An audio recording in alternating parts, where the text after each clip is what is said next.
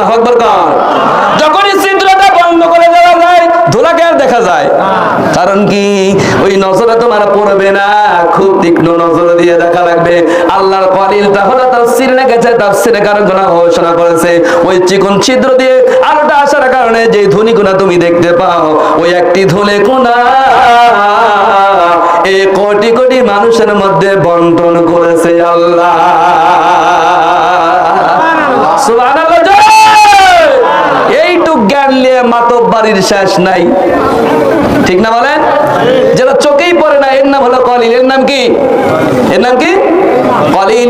এই ছোট্ট ধনী করে গোটা পৃথিবী সমস্ত মাখলুকাতকে আল্লাহ দান করেছে। তাই তো মানুষ বিল্ডিং বানায়, ঘর করে, জমি করে, আবাদ করে, ঠিক না বলেন? আর আল্লাহ রাব্বুল আলামিনের জ্ঞান কেমন!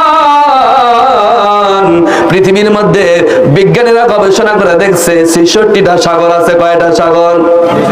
কয়টা আছে? এ যুবক কি করতেছো তোমরা? কয়টা সাগর আছে পৃথিবীর মধ্যে? ৬৬টা সাগর আছে। সবচেয়ে বড় সাগরের নাম কি? এ যুবকরা বলো তো, কোনটা বড় সাগর আছে?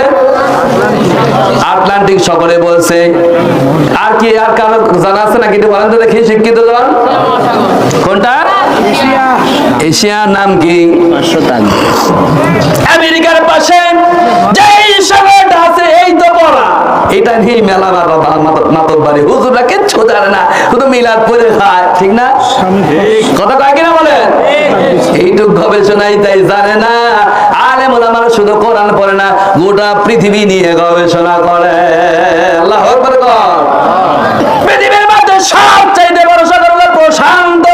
নাম কি যুবক বলো? আরো জোরে কি? আটলান্টিক হলো সেকেন্ড নাম্বার হলো আটলান্টিক। সবচেয়ে বড় সাগর হলো প্রশান্ত। প্রশান্তর গভীরতা হলো ৩৬,০০০। আর পৃথিবীর মধ্যে সবচেয়ে বড় পাহাড় হলো হিমালয়। কি? কোনটা? মাউন্ট এভারেস্ট, যেটাকে বলা হয় হিমালয়। হিমালয়ের উচ্চতা কত দূর? ২৯,০০০। কত হাজার? কত কয় না? কত হাজার? ২৯,০০০। তাহলে ওই সাগর, ওই পাহাড়টাকে যদি এরকম ক্যারাং দিয়ে তুলে নিয়ে যায়, যদি প্রশান্ততে ছেড়ে দেওয়া যায়, ৭০০০ ফিট নিচে পড়ে থাকবে, ঠিক না বলে? এটা হলো প্রশান্ত। এটা কি? এটা কি? প্রশান্ত। এই প্রশান্ত সাগরের মধ্যে যদি লোহার একটা সুচ যদি চালিয়ে দেওয়া যায় লম্বা করে, আর যদি তোলা হয়, যেটা দিয়ে খেতা সেলাই করা হয়, বিভিন্ন কাপড় চোপড় সেলাই করা হয়, এই সুচের মাথার মধ্যে পানি কেমন উঠতে পারে?